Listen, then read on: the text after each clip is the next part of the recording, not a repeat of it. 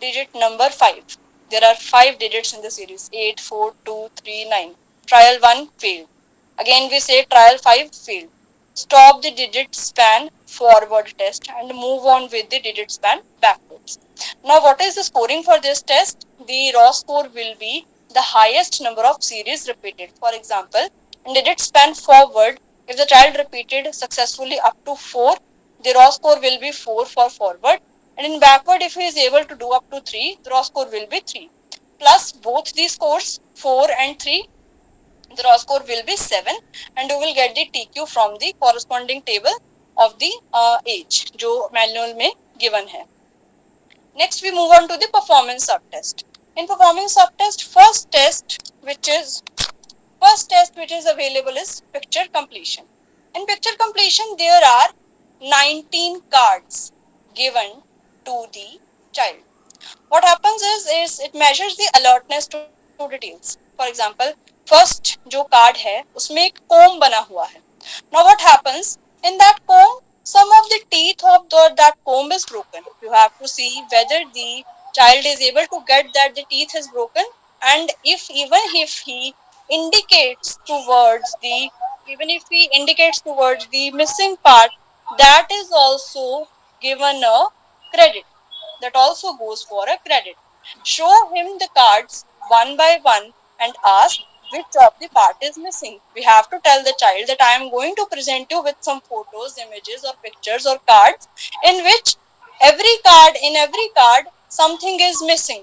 कुछ if there is a Hindi speaking child, her photo में कुछ गुम हो गया है, कुछ खो गया है, आपको बताना है क्या चीज है जो गुम हो गई है. तो बच्चे बताएंगे जैसे कि फॉक्स है तो उसका ईयर नहीं है, गर्ल है उसका माउथ नहीं है. इस तरह से करके हर आइटम के लिए a time of 15 seconds for the answer is given, and here you need to stop after 4 consecutive failures. अगर in a row continuously 4 answers बच्चा नहीं दे पा रहा है, stop after that. So again the raw score is calculated on the basis of the scoring, because 1 for each correct response and 0 for the incorrect response. One thing which has to be noted in this test, in the last 5 pictures, 15, 16, 17, 18 and 19, in the last 5 pictures, if at least 3 answers are correct, if at least 3 answers are correct, then give a extra bonus score. It is credited if 3 of the last 5 are correct. Calculate the raw score and then check the TQ with the table. Next is object assembly. In object assembly, what happens is manual में आपको मिलेगा object assembly में 4 objects दिए गए हैं.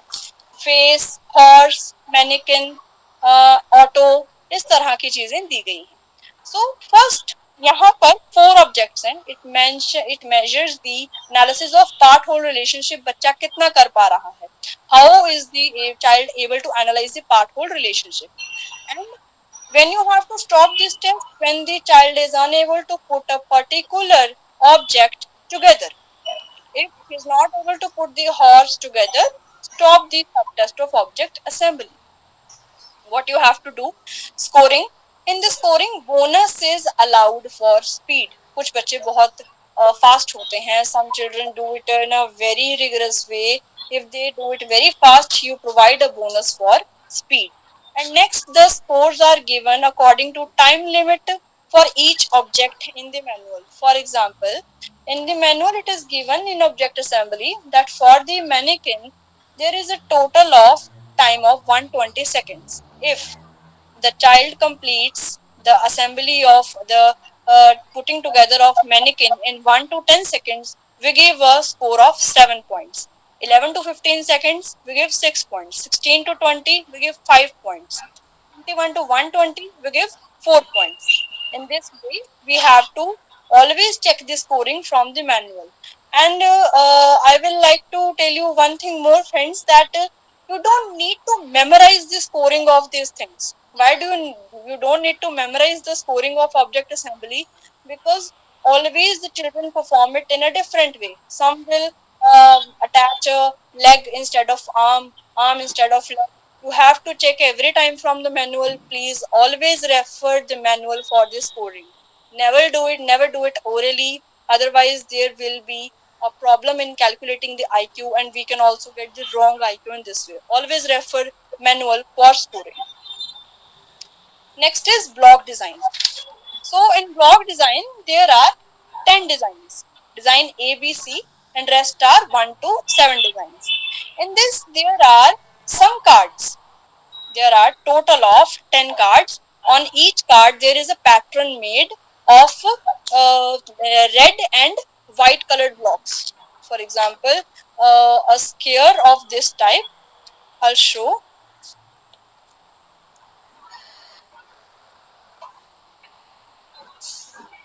There is a cube of this type. As you can see, these kind of cubes are there in block design. So when we use these blocks, there are 10 designs.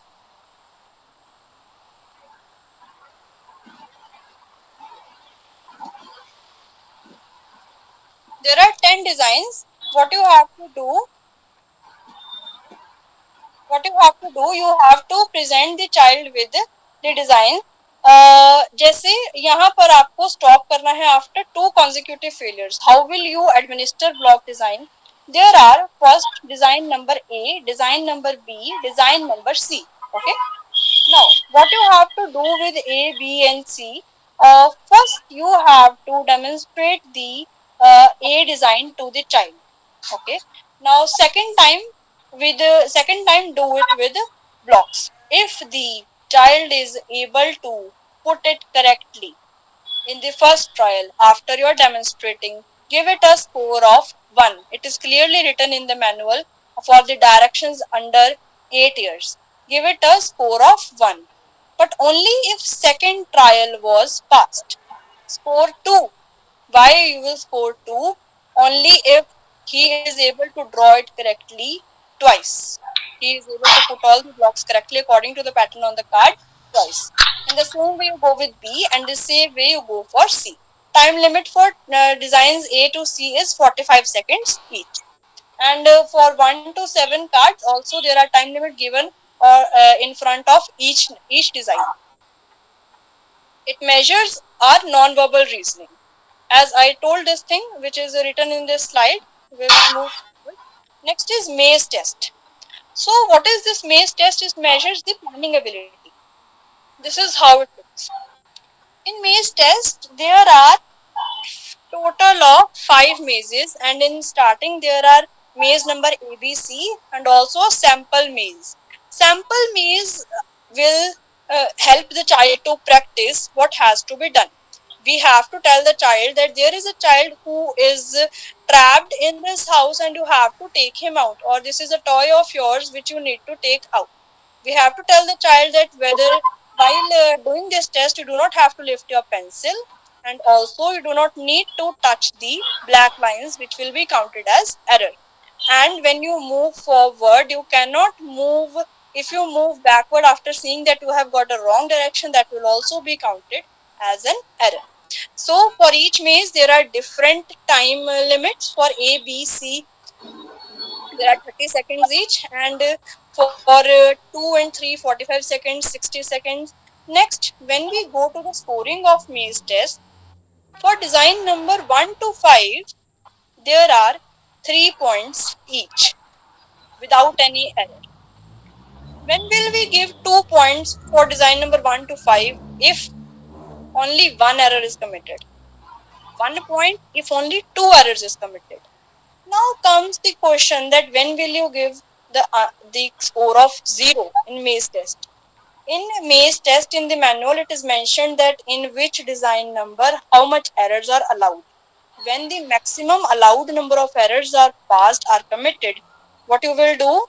You will score a 0. This is where you will score a 0, and then calculate the raw score and then the TQ from the table. Next is coding test. In coding test, what we will do? There are two kinds of variants of the codes as it is written in this picture. Coding A is for children 5 to 7 years of age, and B is for 8 to 15 years of age. In this, there are some pictures made like this. In 5 to 7 years of age, there is a star, a circle, a triangle. In between, within the figures, there are some symbols made. The child is told to draw these symbols within these figures in the below test which is given. The first five items are a sample, and then the time limit of 120 seconds is given, and there is you have to give the one for each correct response, and bonus if the child completes this test before the time limit, and this bonus will be given only in the code A, not in code B. So this is for visual motor functioning, the coding test.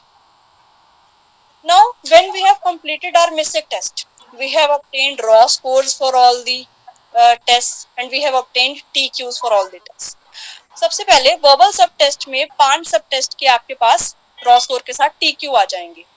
You have to add all the TQs of the verbal subtests. Okay, add all the TQs of verbal subtests and divide it by 5. Do same for the performance subtest. Add all the TQs of performance subtest and divide it by 5. Then what will you do? We have to obtain full scale IQ.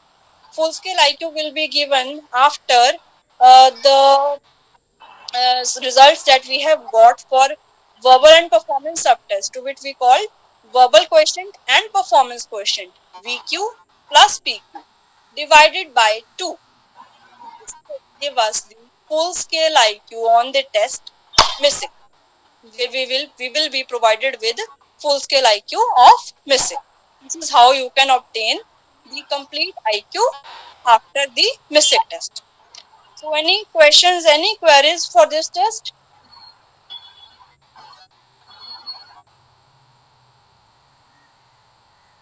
Hello? Hello? Hello, ma'am. Hello? हाँ जी. Ma'am, can you please explain the scoring of the last subtest, ma'am? Scoring test. Last subtest, coding. Hello? Yes, ma'am. Yes, ma'am. Coding. Okay. In coding, we have to check in how many figures the child is able to put the right symbol under the right figure.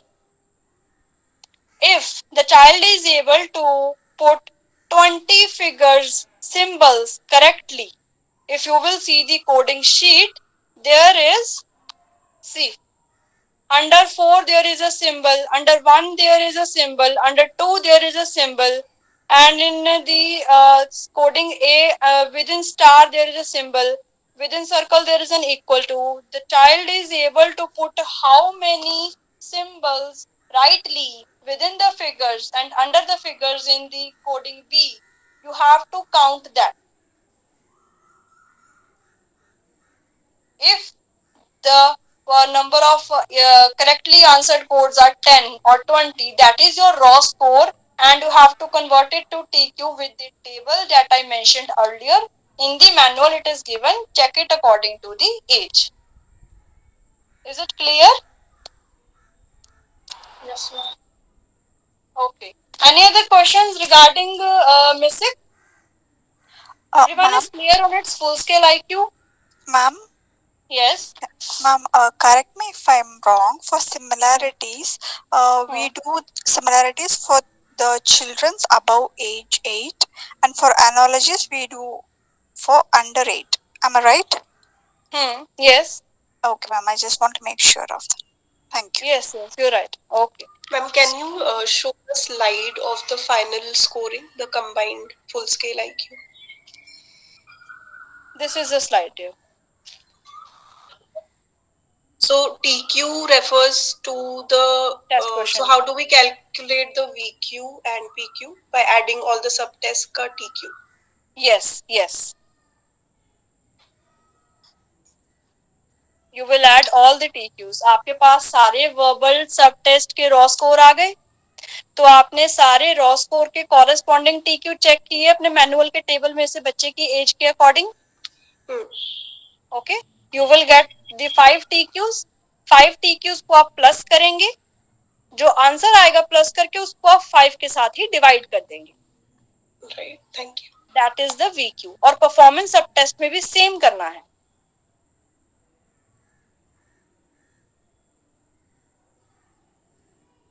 Is it clear now? Yes, ma'am. Okay. Any other questions regarding MISIC?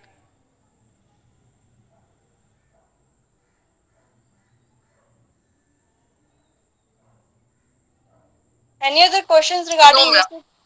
Okay.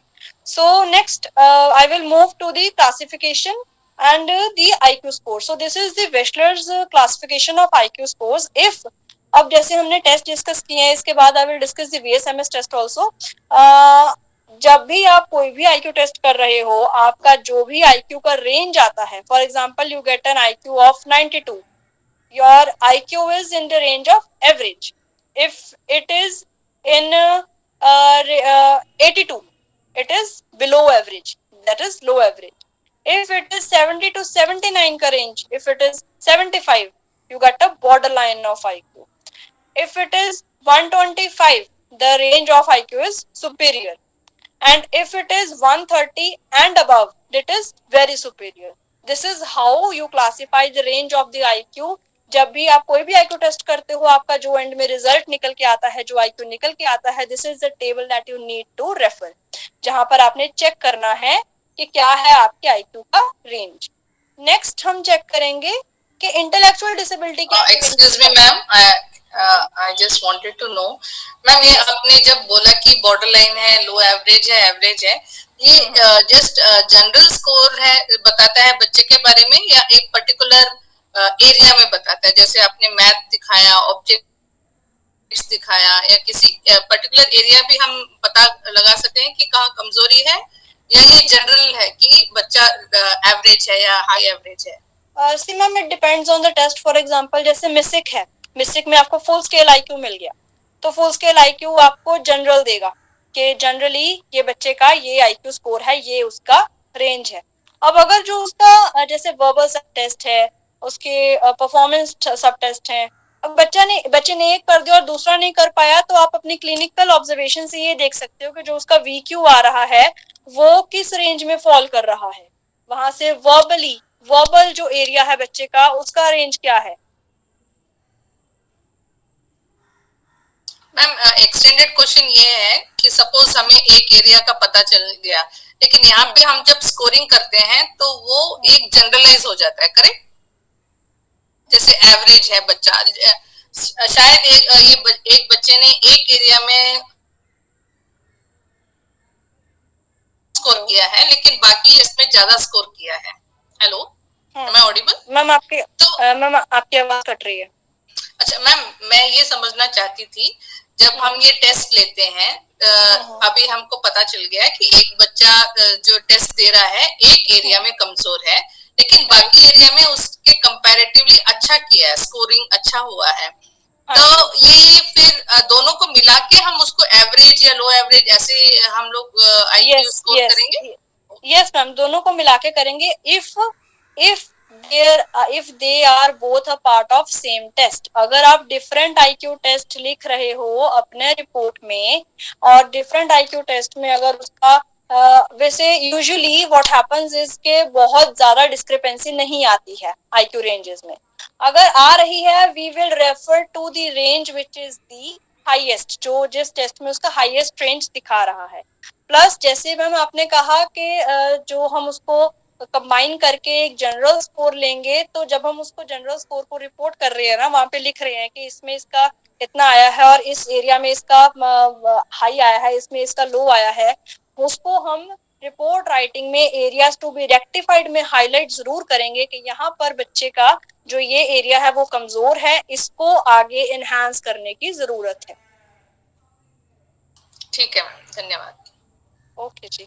Next is yes, intellectual disability IQ ranges. अगर आपके किसी भी IQ test में if you get an IQ of 55, You can clearly see that this is the mild intellectual disability range. You get an IQ of 44, there is a moderate IQ. You get an IQ of 20, severe, profound, below 20. यहाँ पर आपको intellectual disability की IQ ranges देखने को मिल रही हैं. यही IQ ranges हैं जो सर्टिफिकेशन में हेल्प करती हैं. सर्टिफिकेट के ऊपर हम उनका आईक्यू लिख के भेजते हैं और साथ में आईक्यू का रेंज भी लिख के भेजते हैं. और जब ये सर्टिफिकेशन होती है, it is always done from the government hospitals, because जब आप प्राइवेट से कोई भी सर्टिफिकेशन करवाता है, प्राइवेट वाले कर देते हैं, लेकिन the certification of IQ done by private institutions are not accepted. उनको मान्यता प्राप्त नहीं होती है. मान्यता जो है सिर्फ और सिर्फ गवर्नमेंट इंस्टीट्यूशंस को प्राप्त है इस चीज की. उन्हीं का अगर सर्टिफिकेट मिलेगा तो पेंशन लग सकती है आईडी वाले बच्चे को. Next we move on to the report writing. In report writing what do we do? सबसे पहले हमें सोशल डेमोग्राफिक डिटेल्स डालने हैं अपने क्लाइंट के. उसका नेम, उसकी एज, उसकी एजुकेशन, इस तरह से करके उसका रेजिडेंस, कहाँ से वो बिलोंग करता है, हर चीज हमने सोशल डेमोग्राफिक डिटेल्स में इस तरह से डालनी है. Next is chief complaints. क्या कंप्लेंट्स लेकर पेरेंट्स आए हैं? लाइक पेरेंट्स से एकेडमिक डिक्लाइन है, बात को नहीं समझता है, बार बार उठता बैठता है, ये एक जगह पर टिक कर नहीं बैठता है, इस तरह की चीफ कंप्लेंट्स होती हैं. Then birth and developmental history, जो मैंने आपको स्टार्टिंग में बताई थी कि जैसे हम डेट ऑफ बर्थ पूछना है, टाइप ऑफ डिलीवरी पूछनी है, तो यहाँ पर हम लिखते हैं the child was born on 3rd of May आगे 1984. It was a full time vaginal delivery, full time normal vaginal delivery, yeah, it was the delivery was through cesarean. The child started walking in so and so months, standing in this age. उसका age range आगे हमने mention करना है. Birth weight of the child was 3 kg. Birth cry was immediate, या इस तरह से भी लिख सकते हैं immediate birth cry was present. Birth cry was delayed. जो था आपने वो mention करना है. अगर कोई हिस्ट्री है सीजर्स हेड इंजरी की तो आप लिखोगे history of seizures head injury is present. अगर नहीं है तो आप सीधा डायरेक्टली लिख सकते हो no history of seizures head injury and high grade fever. उसके बाद हम आते हैं टेस्ट एडमिनिस्ट्रेड पर और फाइंडिंग्स पे. हम यहाँ पर मेंशन करेंगे क्या क्या टेस्ट हमने लगाए हैं. For example you applied VSMS, MISIC and you applied CPM. तो आप तीनों को डालोगे वहां पर आप उसको रिपोर्ट करोगे. नीचे इन CPM आप लिख सकते हो कि यहाँ पर हमारा जो रॉ स्कोर है वो ये आया था. On the CPM the raw score obtained was 27, corresponding percentile was this and the IQ was this. इसी तरह से आप DDT में भी मेंशन कर सकते हो कि mental age was this and IQ came out to be this which falls in the range of. आगे आपने रेंज जो चेक करनी है वो फर्स्ट टेबल से जो मैंने आपको दिखाया था. दोनों टेबल आप रेफर कर सकते हो जिसमें भी बच्चे का IQ फॉल कर रहा है.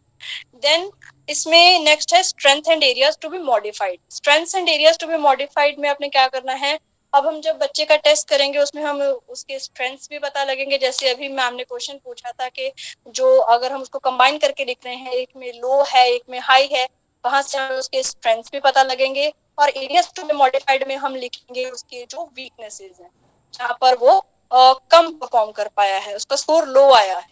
इन दी विल राइट रिकमेंडेशंस में कभी कभी बच्चों को स्पीच थेरेपिस्ट के पास भेजना पड़ता है, कोई ऑटिज्म वाला बच्चा होता है उसको ऑक्यूपेशनल थेरेपिस्ट के पास भेजना पड़ता है. इस तरह की जो रिकमेंडेशंस है वो हम अपने रिपोर्ट में डालते हैं. So this is how you do the report writing thing. Is any query about report writing? Ma'am, Hello. do you have some kind of sample report to show Some us? kind of sample report. I'll send to Shilpa ma'am. That will definitely be shared. Okay, ma'am. Thank you. Okay. Any other question about report writing?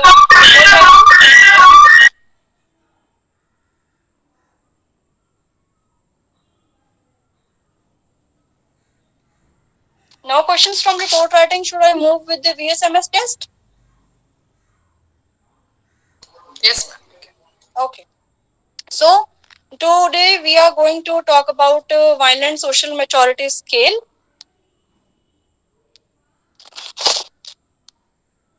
First of all, this test gives us the social quotient SQ, which we call SQ is the social quotient, which is equivalent to IQ in most of the cases. So first of all, अगर हमें कोई पूछता है कि VSMS क्या measure करता है, what we will say SQ. SQ is the first line answer of this question.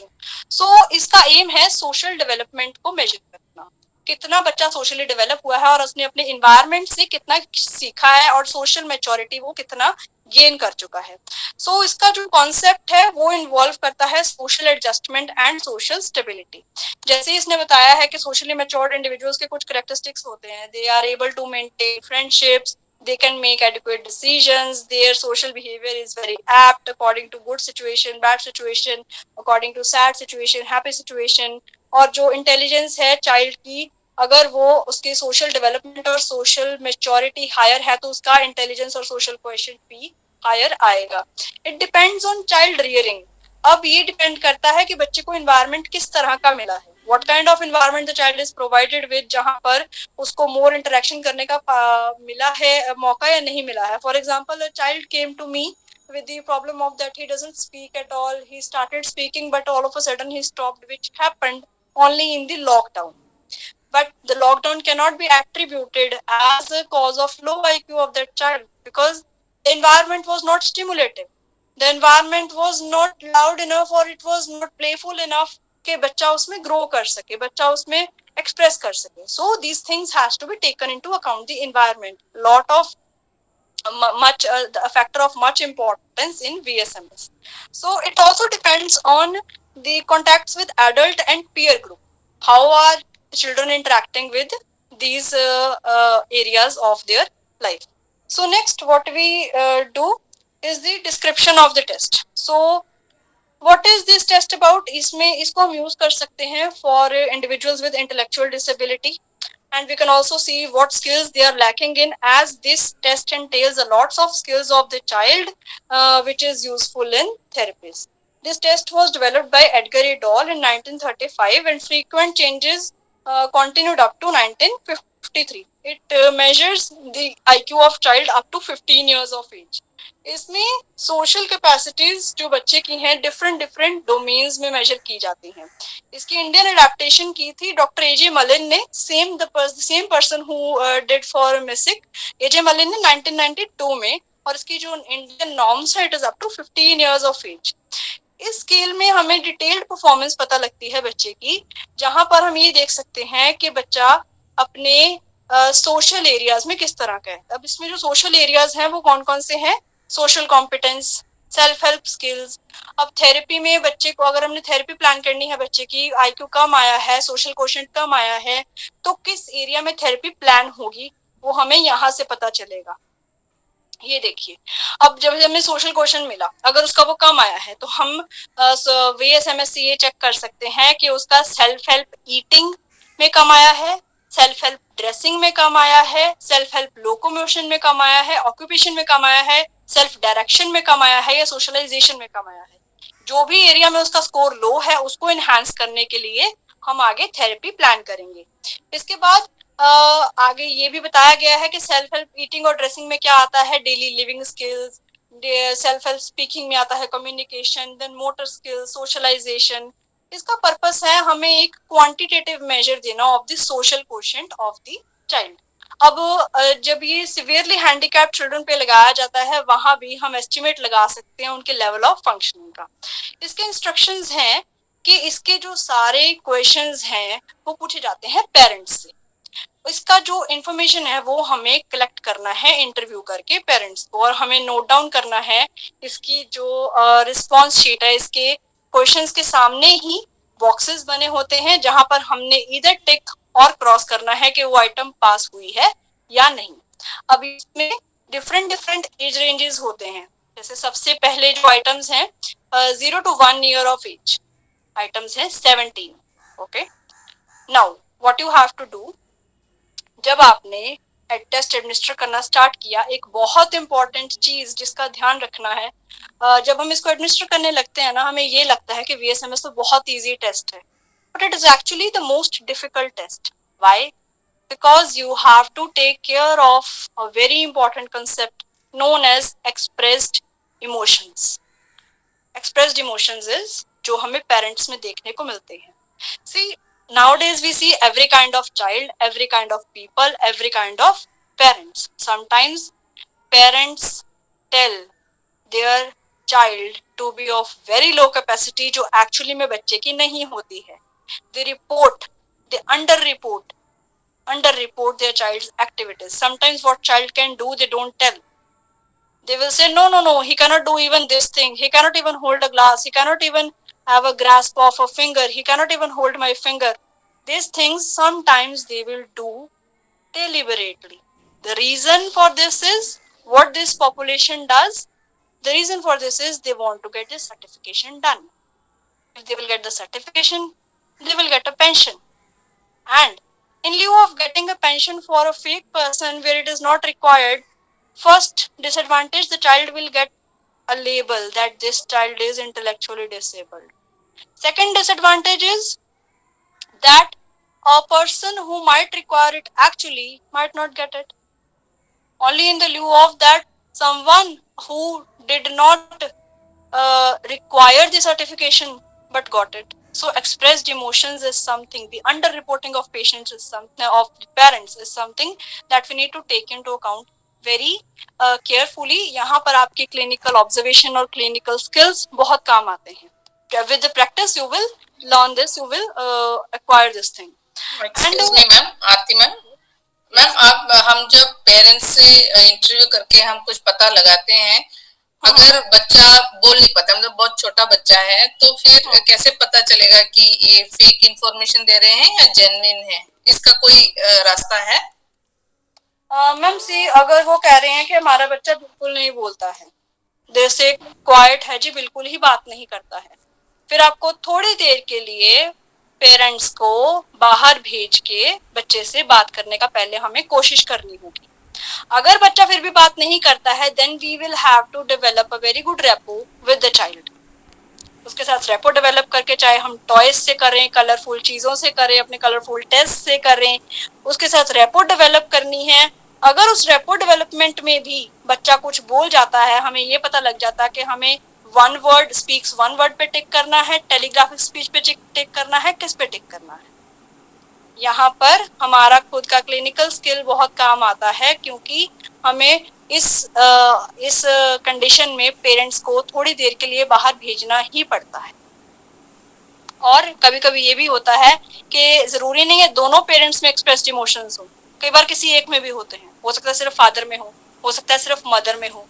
यहाँ पर जो आपका एक्सपीरियंस होगा, जो हम इतने सालों से जब देखते हैं पेरेंट्स को और उनके बच्चों को, एक वो काम आता है. दूसरा, हमें ये टैक्टिक्स ध्यान में रखने हैं कि किस तरह से we can get the child to speak. हम उसके साथ रेपो किस तरह से बना सकते हैं जिसमें बच्चे को बोलने में मदद हो. अगर तब भी वो बच्चा नहीं बोलता है, फिर आपके पास क्लियर आंसर होगा कि आपने उस आइटम को क्रेडिट देना है या नहीं देना है.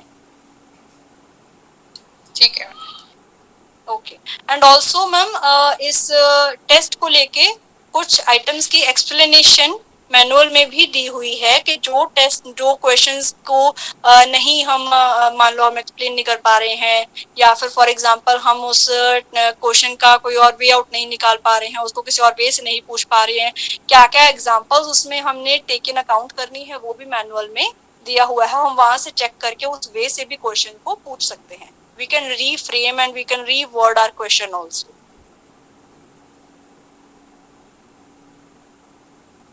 Hello. Yes ma'am, got it. Okay. Moving on to the scoring part, as I was saying that जो first age range है इसकी 0 to 1 years, उसमें 17 questions हैं, पूरी 1 साल की आइटम है.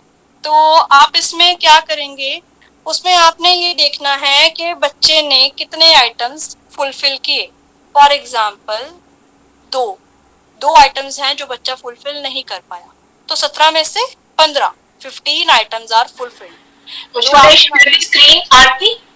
Yes ma'am. Screen. Yes ma'am.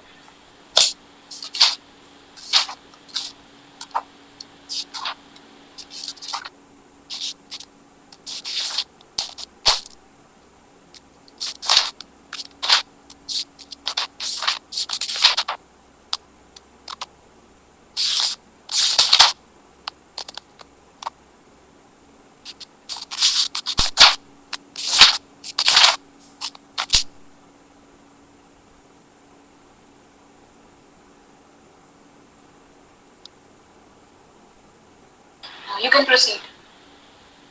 Yes, जैसे आप देख रहे हैं ये है आपकी रिस्पॉन्स शीट। इन बॉक्सेस में आपको टिक और क्रॉस करना है कि अगर तो बच्चे ने उस आइटम को पास किया है यू विल गिव टिक, और अगर नहीं पास किया है you will give a cross. So moving on to ma'am जो अपेंडिक्स सेकंड है इसका, next page, next page, yes this one. अब यहाँ पर क्या है, जैसे आप देख पा रहे हैं कि 0 to 1 ईयर्स में 17 आइटम्स हैं, राइट, 17 आइटम्स, और अगर बच्चे ने उसमें से 2 आइटम जो हैं वो पास नहीं किए, so we are left with 15 items. 15th item के सामने लिखा हुआ है 10.6 मंथ्स। ओके, इस तरह से करके हम हर एज रेंज के लिए जो उसका कॉरेस्पॉन्डिंग नंबर बन रहा है, जो कॉरेस्पॉन्डिंग उसकी एज बन रही है, वो नोट कर लेंगे। जो सारे हमारे पास सारी एज रेंजेस की आ गई, और जिस एज रेंज में बच्चा बिल्कुल ही कोई भी आइटम नहीं कर पाया वहां पर आप इस टेस्ट को स्टॉप कर देंगे। Okay, so up to that हमारे पास सब एज रेंजेस की एक एज आ गई है जो कॉरेस्पॉन्डिंग हमने देखी है of the correct fulfilled item. हम क्या करेंगे, उन सब एज रेंजेस को प्लस कर लेंगे, जो हमारे पास आंसर आया है उस सब को हम प्लस कर लेंगे, कॉरेस्पॉन्डिंग एज रेंज को हमने उसको प्लस कर लिया। उसको प्लस करके हम क्या करेंगे, उसको प्लस करके हमारे पास आएगी social age. Okay, we will, अब उसको क्या करना है मैम, जब वो चीज आएगी हमारे पास हमने उसको करना है कि जो क्रोनोलॉजिकल एज है चाइल्ड की, क्रोनोलॉजिकल एज फॉर एग्जांपल बच्चा 8 साल का है, हमारे पास जो ये एज आ रही है वो है मंथ्स में, जो उसको हम प्लस कर रहे हैं वो है मंथ्स में, और हम क्या करेंगे 8 साल को मंथ्स में पहले कन्वर्ट करेंगे। We will divide it by 12, sorry we will multiply it by 12 and we will convert it into months. So social age जो हमारे पास आई divided by chronological age multiplied by 100, this will give us our social quotient equivalent to IQ। अब जो answer आएगा उसको आप अपने IQ क्लासिफिकेशन टेबल में चेक कर सकते हैं कि क्या है आपके क्लाइंट का IQ का रेंज। इस तरह से आप VSMS को स्कोर करते हैं। Any queries for the scoring of VSMS?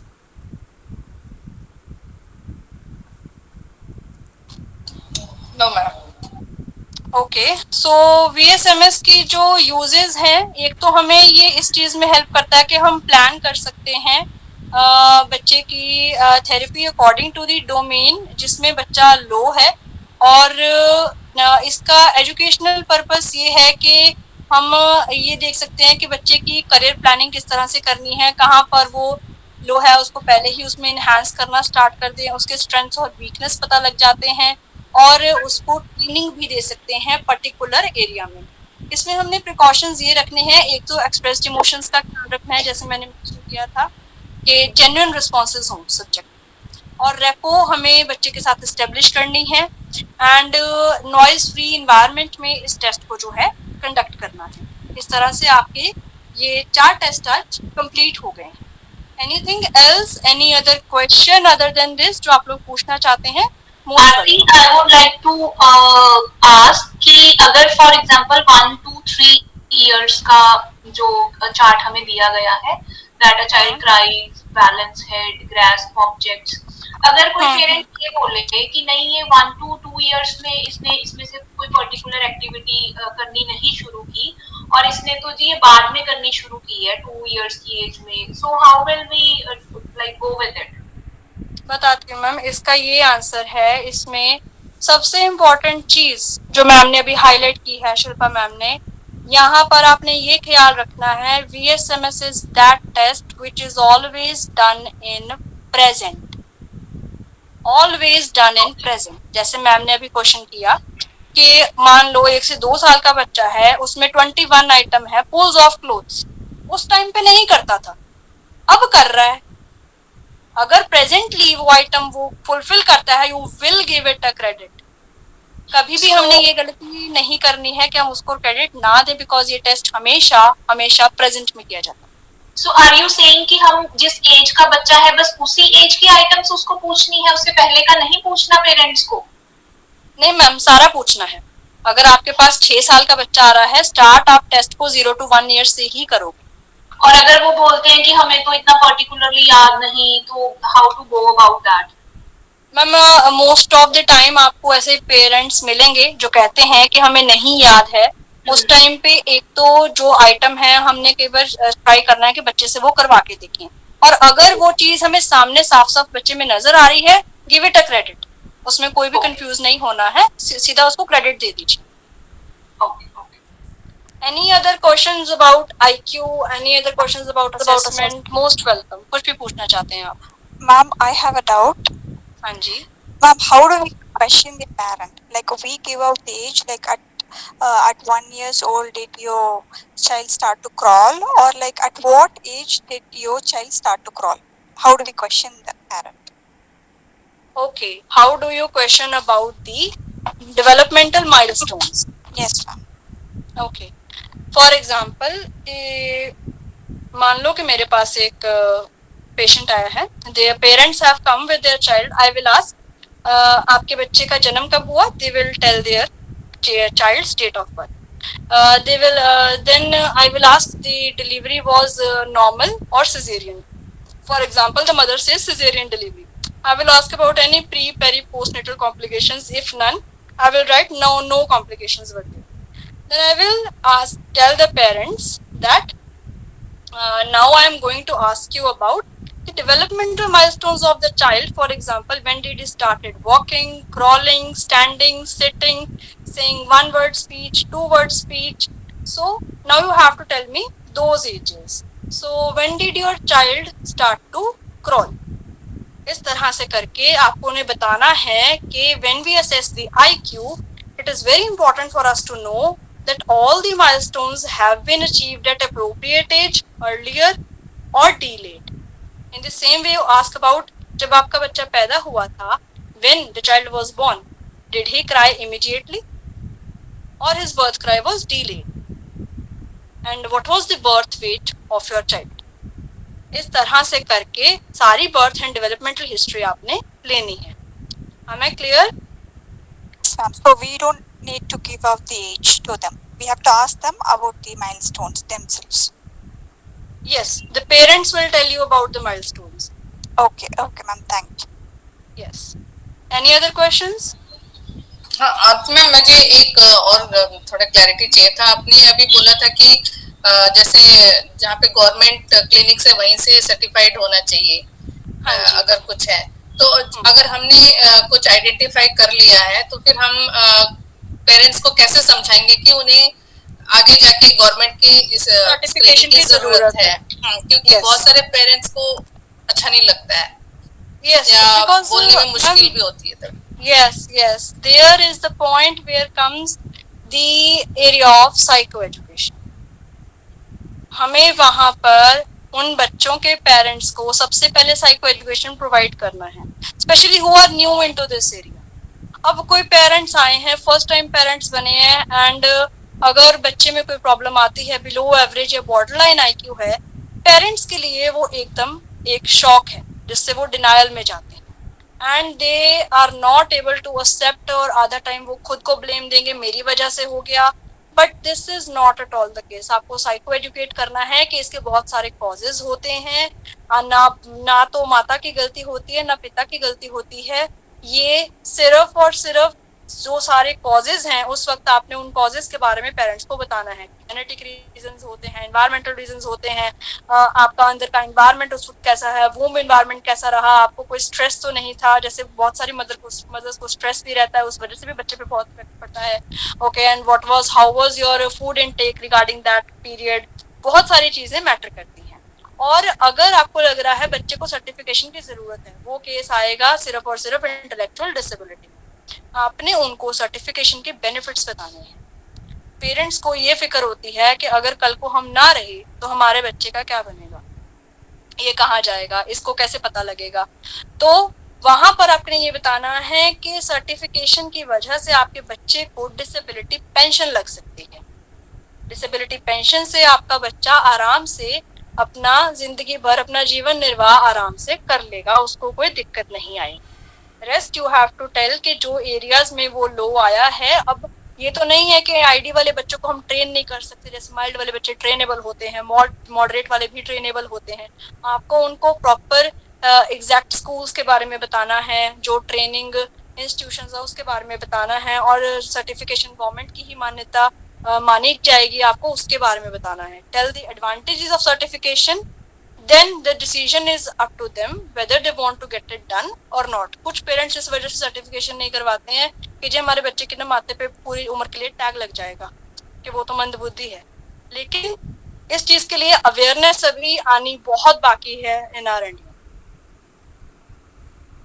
अर्थ में एक एक्सटेंडेड क्वेश्चन ये भी था कि ऐसे कहते हैं कि जितना जल्दी हो सके हम आइडेंटिफाई करके हम हेल्प कर सकते हैं बच्चे को, लेकिन कभी कभी होता है कि आइडेंटिफाई शायद मिस हो गया हो या फिर वो करना नहीं चाहते हैं और बच्चा आगे बढ़ गया है, जैसे या 10 इयर्स का हो गया या 12 साल का हो गया, तब हम कैसे हेल्प कर सकते हैं पेरेंट्स को या बच्चे को?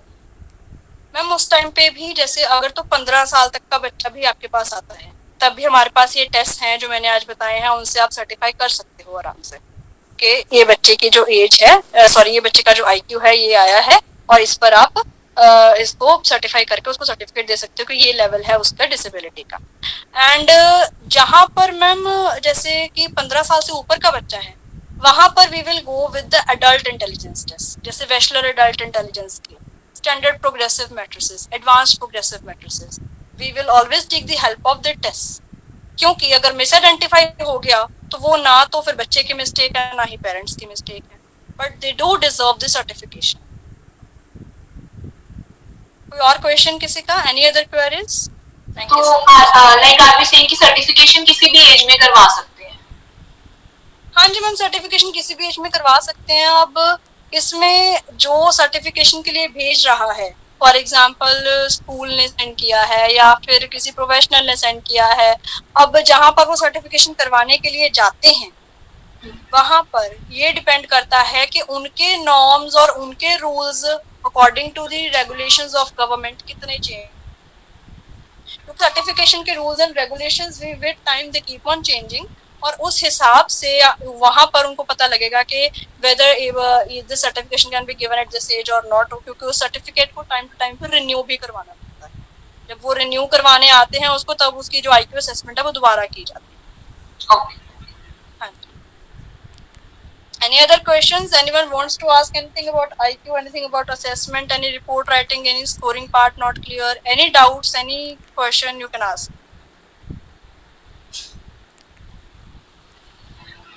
आरती मैम, ये पेंशन के अलावा और कुछ बेनिफिट्स है गवर्नमेंट के थ्रू जब जाते हैं बच्चे? मैम जैसे अगर छोटी एज का बच्चा है तो आप उसको, अब हमने उसको ट्रेनिंग देनी है, माइल्ड है बच्चा, माइल्ड इंटेलेक्चुअल डिसेबिलिटी है या ऑटिज्म है या ADHD है, तो फॉर एग्जांपल मैम कुछ जगहों में, कुछ सिटीज में इसके स्पेशल स्कूल्स होते हैं, जैसे कि चंडीगढ़ में GMCH 32 हॉस्पिटल वालों ने अपना एक स्कूल खोला है, ग्रिड स्कूल में ऑटिज्म है, ADHD है, और जैसे इंटेलेक्चुअल डिसेबिलिटी की सारी रेंजेस के जो बच्चे हैं उन बच्चों को क्लासिफाई करके रखा हुआ है, और वहाँ पर उन बच्चों को ट्रेनिंग दी जाती है, occupational training, vocational training, speech therapy, even अगर कहीं फिजियोथेरेपी भी रिक्वायर्ड है वो भी की जाती है, हर तरह की थेरेपी वहाँ दी जाती है। तो सो गवर्नमेंट की वजह से ये इस तरह के बेनिफिट्स इन बच्चों के लिए, जहाँ से हम उनको ट्रेन कर सकते हैं, जिससे हम कहते हैं कि एटलीस्ट वो बच्चे अपने लायक हो जाएंगे, वो ट्रेनिंग्स प्रोवाइडेड है। लेकिन प्राइवेट में तो they are taking a lot of money है ना फॉर दीस थिंग्स। हाँ जी, बहुत मैम प्राइवेट में बहुत ज्यादा मतलब हाई चार्ज करते हैं वो इस चीज का। This is how we can help them. Any other questions? That's it. All right, guys, thank you so much for joining. It was a great session. Thank you so much, Aarti, for joining us, and all the participants. Thank you so much for joining. Your certificates will be issued within 1 week from now onward, and all the PPTs have been already shared in your group. 1 or 2 is left. We will share that by tomorrow. And if you have But ma'am, I think somebody is having a question. yeah, we'll take that. So yeah, please go ahead. Can I know the age range for administering the Gesser drawing test? Age range for administering Gesser drawing test. Yes, ma'am. See, here the जो figures हैं, the figures are given up to 14 years of age.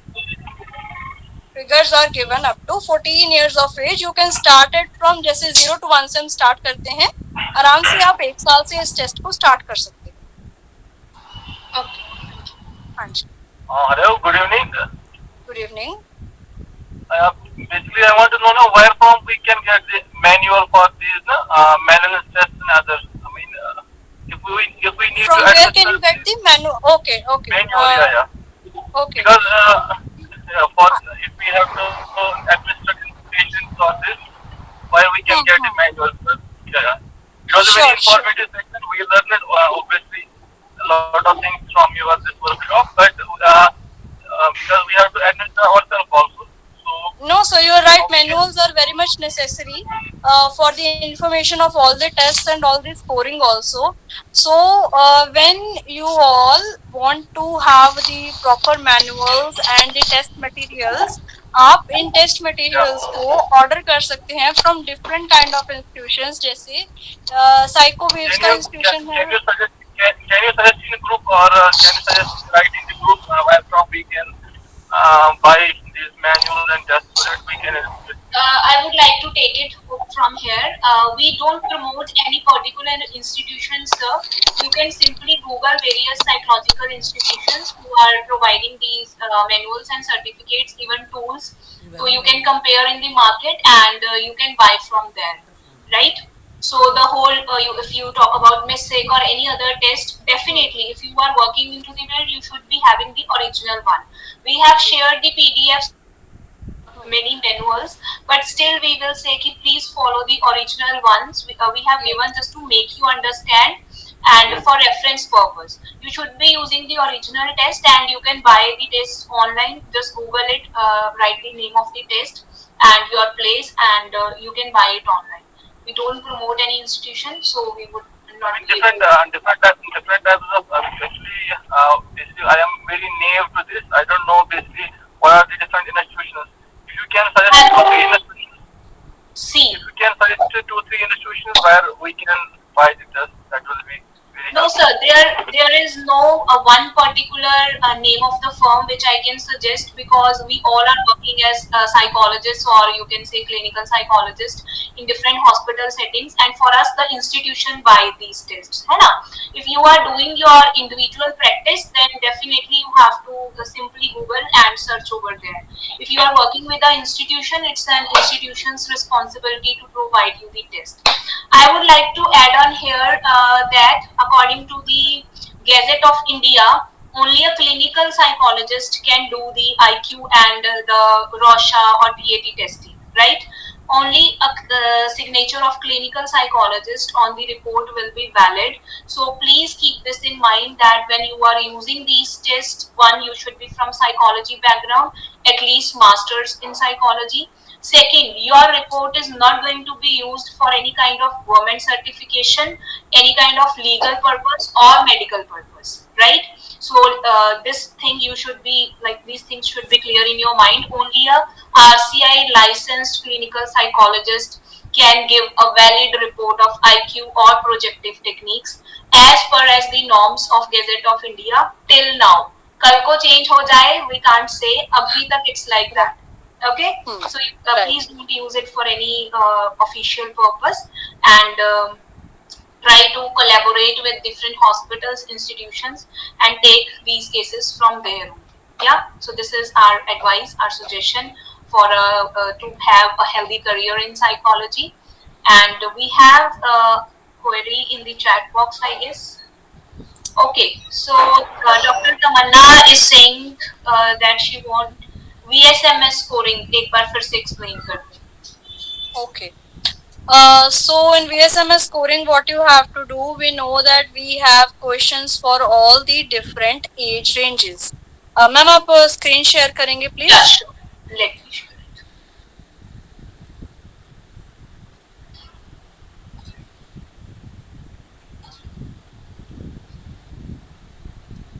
Sure.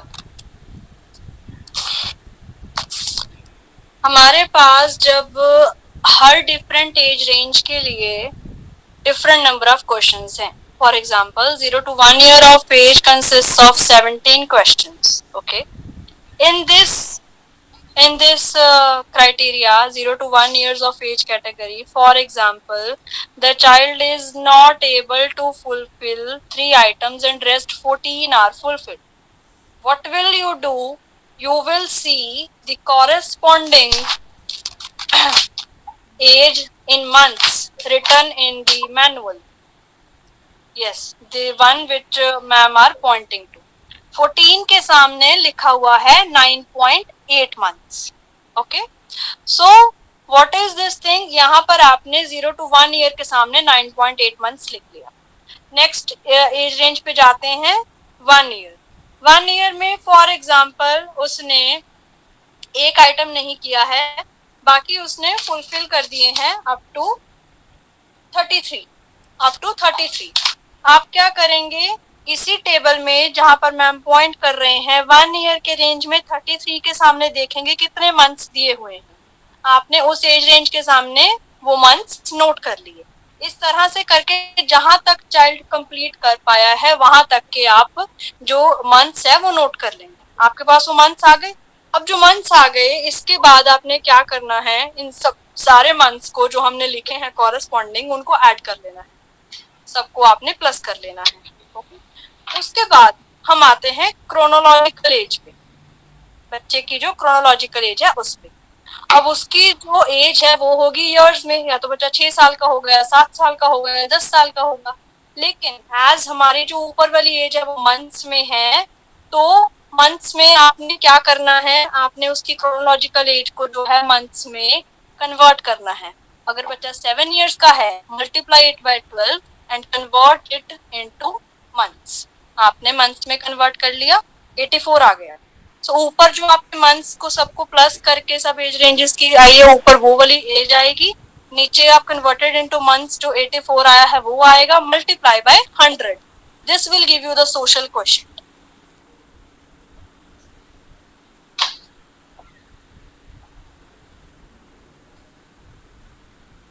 Dr. Tamanna, is it clear? Yes, ma'am. Okay. Okay, so guys, thank you so much for joining, and it was a lovely workshop, very informative. Thank you, Aarti, for joining us. And next week we are having again a practical workshop on TAT thematic A perception test. So we'll be sharing the details in the group, and you are most welcome to join. And hope to see you all in our TAT workshop too. Thank you so much for joining, and thank you for choosing Psychology World. Do follow us on Instagram under Psychology World 21. Thank you, guys. Thank you. Thank you. Bye.